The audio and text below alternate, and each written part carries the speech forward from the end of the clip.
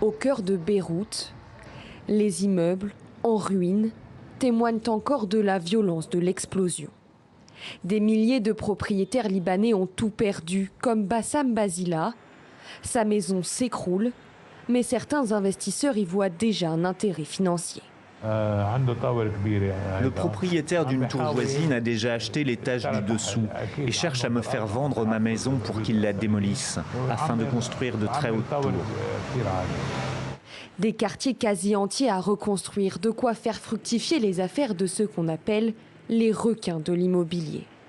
Dans les rues de Beyrouth, c'est l'indignation. Ma maison n'est pas à vendre, peut-on lire sur cette banderole. Je ne vendrai pas ma maison. C'est notre histoire et notre patrimoine. Il vaut mieux immigrer dans un autre pays plutôt que de vendre son histoire. Nous ne partirons pas d'ici. Parmi les bâtiments partiellement détruits, des bijoux du patrimoine comme ce manoir historique du 19e siècle. Hors de question de les laisser aux mains des investisseurs pour les habitants de Beyrouth, extrêmement méfiants. Certains des hommes politiques qui ont dirigé le pays pendant 30 ou 40 ans sont derrière les tentatives d'achat des bâtiments patrimoniaux.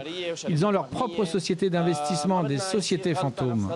Au total, jusqu'à 300 000 Libanais se sont retrouvés sans logement après la meurtrière explosion du 4 août dernier.